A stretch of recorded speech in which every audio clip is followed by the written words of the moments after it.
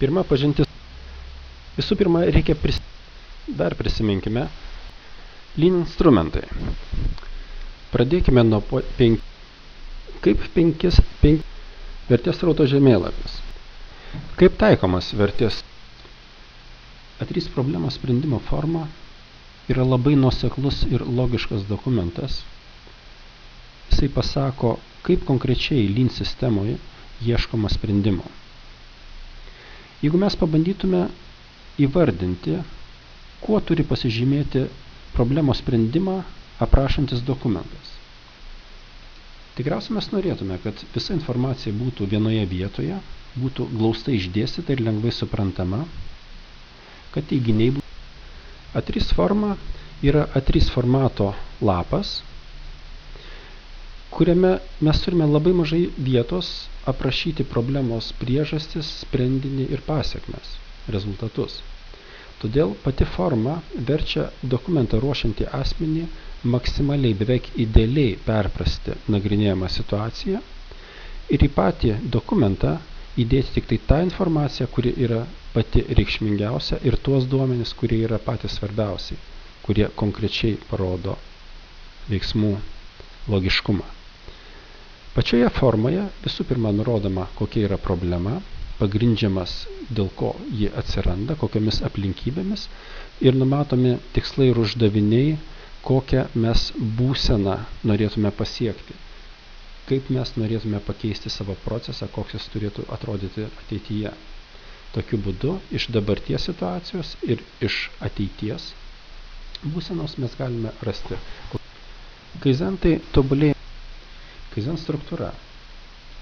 Visų pirma, vadovai apibūdina problemą, kuri turi būti išspręsta, kokybiškai vertina problemos pasiekmes ir aplinkybės, kuriomis problema atsiranda. Tada sudaro tarpfunkcinę komandą, numatydami, kokių tarpfunkcinių gebėjimų komandoje gali prireikti, nustato tikslą komandai ir įvertina, kokių gali prireikti pagalbinių resursų, tarkime IT ar logistikos, ar teisininkų ar panašiai. Nustato kaizeno trukmę ir komanda išleidžia į darbą. Kaizen komanda dedikuoja 100% savo laiko kaizen darbui.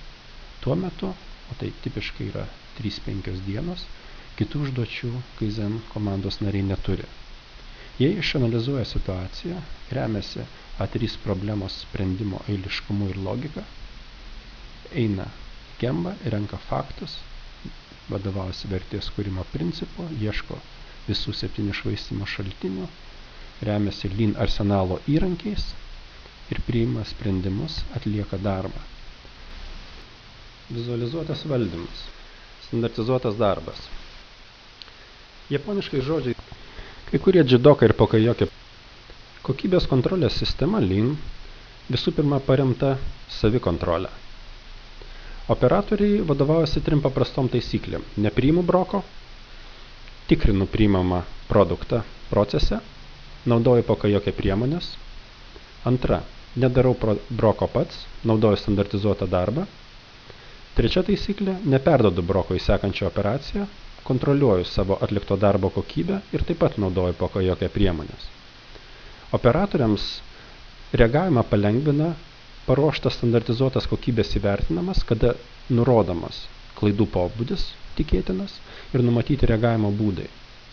Tokiu būdu Lean proceso srautas vis tik tai ne visada mes galime. Kanban yra daugybė Kanban. Neefektyvus procesas. Greitas įrengimo perdirbimas yra dažnas iššūkis gamybinėse įmonėse, nes tipiškai įrengimai yra brangus, didelio našumo, jie yra naudojami plačiam produkto asortimentui gaminti.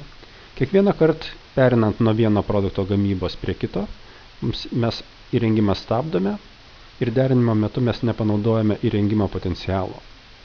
Todėl savo užsiduodame šį klausimą, kaip perderinimo trukmę sutrumpinti.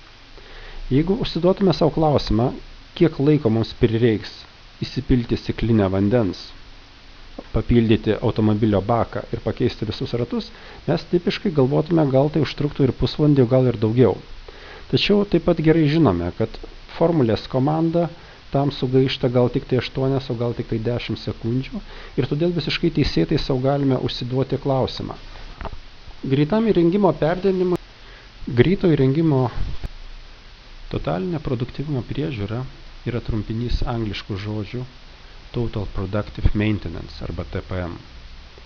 Tai yra praktika, kuria siekiame maksimalaus įrengimo galimybių panaudojimo. TPM pagalba įrengimų priežiūra iš reaktyvaus reagavimo į gedimus tampa prevencinio charakterio rūpesčių įrengimais, kuriame visų pirma dalyvauja patys įrengimo operatoriai.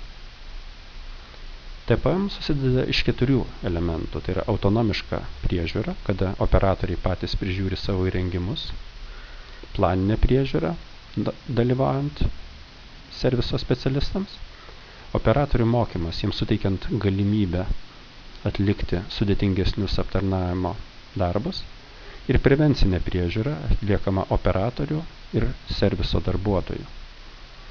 Sumoje šie visi veiksmai duoda geresnį įrengimo efektyvumą.